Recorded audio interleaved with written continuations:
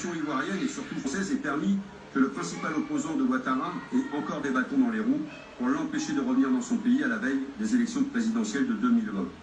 L'ingérence française dans les affaires internes des pays comme Djibouti, le Tchad ou bien la Côte d'Ivoire est insupportable et n'est pas digne de notre pays. Et la France ferait mieux de travailler autrement en Afrique que d'utiliser son armée pour garantir une stabilité des dictateurs propice uniquement pour les affaires et destructrice pour les peuples. Et ce qui se voit lorsqu'il s'agit de la France-Afrique, c'est que la France pratique un système de 2 poids, 2 mesures, qui n'est pas tenable sur le long terme. Par exemple, en ce qui concerne le massacre de Louéké, en Côte d'Ivoire, dont des commémorations ont eu lieu hier, de plusieurs milliers de personnes par les partisans de l'actuel président Alassane Ouattara, l'armée française n'est pas intervenue. Par contre, lorsqu'il s'agit d'Idriss Déby, et lorsqu'il demande à la France d'attaquer ses opposants, nous fonçons les bombarder, tandis que lorsqu'au Mali, une attaque fait près de 160 morts dans un village, la France ne bouge pas. Pourtant, nous avons signé un accord de coopération en matière de défense entre la France et le Mali, qui a été ratifié en 2015. Que ferait la France? Pourquoi a-t-elle été si rapide à attaquer les opposants tchadiens? Pourquoi elle ne réagit pas lorsqu'il s'agit de massacres de Maliens ou d'Ivoiriens? Pourquoi la France s'entête dans une stratégie au Mali qui est en échec? Je pense que le gouvernement se ferait fort de nous éclairer sur cette situation et de revenir sur ce qu'a récemment dit la ministre des Armées, Florence Parly. Je la cite. « Serons-nous amenés à intervenir chaque fois qu'on nous le demande ?» Non, répond-elle. La décision relève in fine de l'appréciation du président de la République.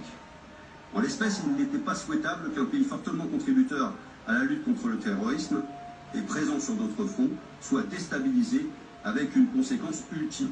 Pour conséquence ultime, une augmentation de nos engagements en OPEX. C'est dit.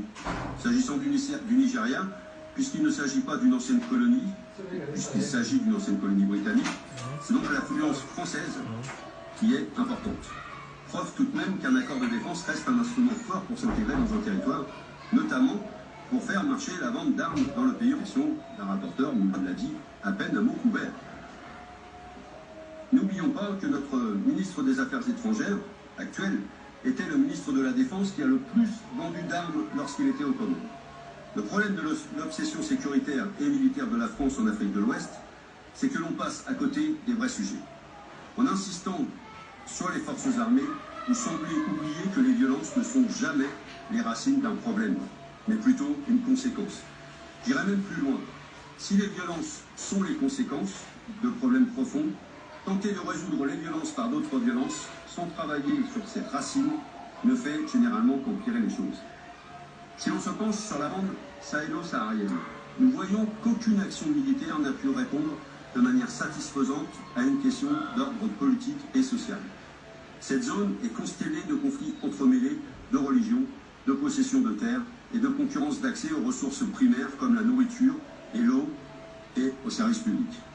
L'accès à l'éducation et à la santé a été, il faut le dire, ruiné par les différentes politiques d'ajustement structurel des années 80 et 90 menées par le Fonds monétaire international suite à la crise du surendettement des pays du Sud, provoquée par l'architecture même du système économique mondial, comme l'indique le Comité pour l'abolition de la dette du tiers-monde. Peut-on imaginer que des peuples se laissent mourir sans éducation ni santé parce que les dogmatiques du libéralisme les en empêchent?